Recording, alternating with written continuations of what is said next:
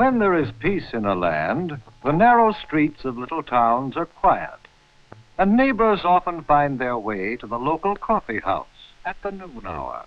But when there is trouble, the streets are like an anthill that has been poked by a stick. There is running and shouting and hiding.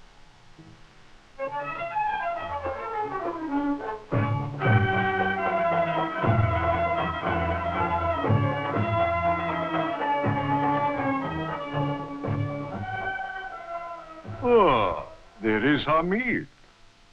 Hello, Effendi. Burhan? Join us, Hamid. The Sheikh was just about to tell one of his stories about Nasiruddin Hoxha. I don't know if I have time. Oh, stop acting as if somebody is chasing you, and sit down with us. There is a riot in the streets. An official of our government was speaking at a public meeting. Then people started shouting how wrong he was. Then someone started to throw rotten vegetables. I'm sorry to hear that. Excuse me. I just remembered I was supposed to be someplace else. Oh, Hamid forgot his bag of vegetables. Rotten vegetables. Effendi, why is it so? Why do people like Hamid try to start public violence?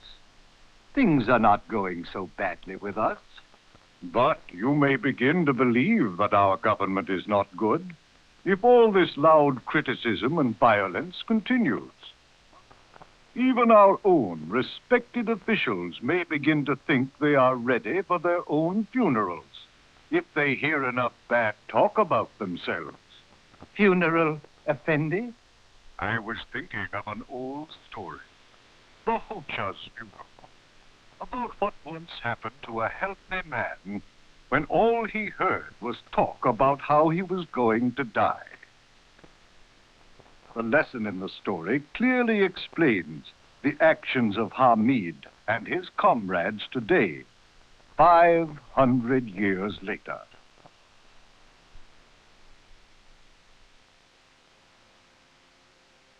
During the days of his old age, Nasiruddin Hoxha was appointed Qadi in his village, a position which brought out the best of his wisdom and humor, but which aroused jealousy and envy in some of his friends. That is why a joke several of them played upon the old man had more than a touch of bitterness.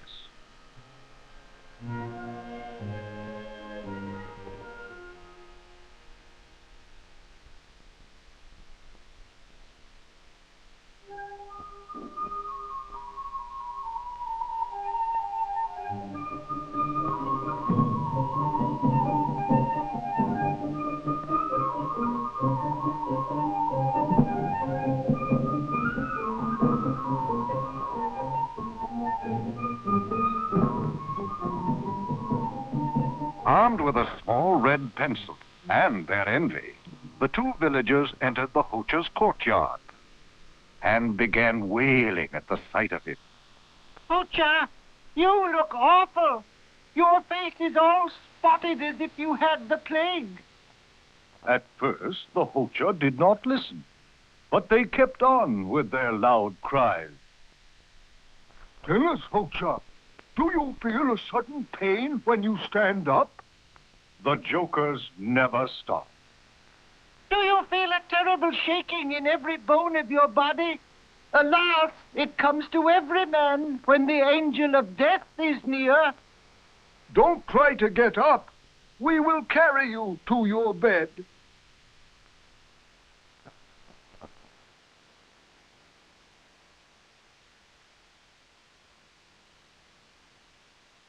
By the time the Hoxha's wife came home from the marketplace, she found him without appetite and lost in memories of years which seemed about to end forever.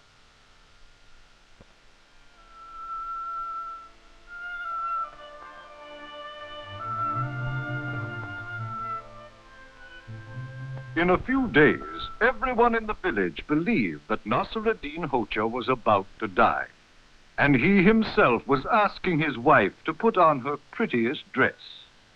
She agreed, thinking, "How nice of the Hoja to want to remember me at my best."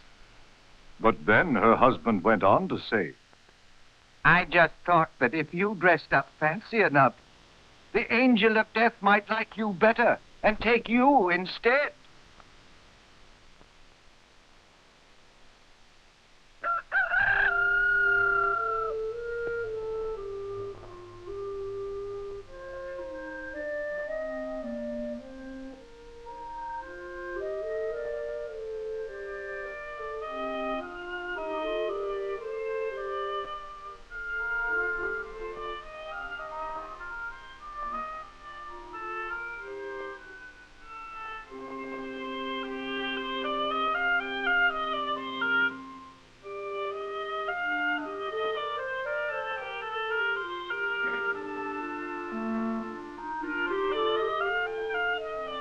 The morning soon came when the jokers convinced Nasr-ad-Din that he had better get into his coffin without further delay.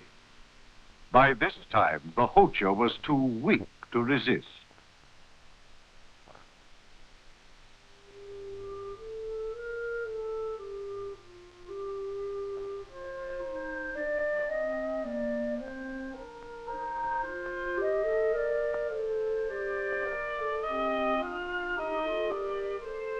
As the procession wound its way down the road toward the graveyard, they passed a traveler who was invited to come along. The traveler was not interested until the Hoja sat up in his coffin. You might as well not argue. If they convinced me that I'm dead, they'll convince you to come to the funeral.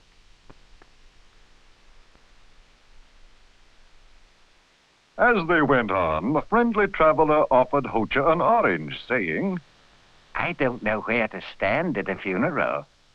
To this the Hoja replied, Anywhere, as long as it's not inside the coffin. And when, at the cemetery, there was no one to say the funeral speech, Nasr-ad-Din Hoja stood up with a new-found strength. I think I am best qualified to speak in honor of Nasr-ad-Din Hoja. And let me tell you, for the benefit of all who would weep too soon, that the Hoja has never felt better in all his life.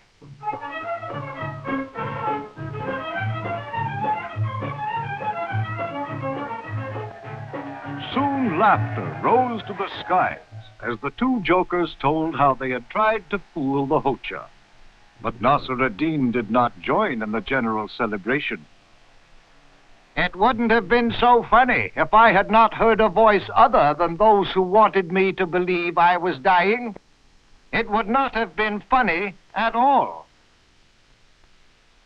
What was not a very funny joke in the Hoja's time is even less funny today, when some people, for reasons of their own, spend much of their time trying to make everybody believe that our government is ill and dying. But if we are aware of what these agitators are trying to do, their tricks will be even less successful than the one that failed to work on Nasr-ad-Din Hoja.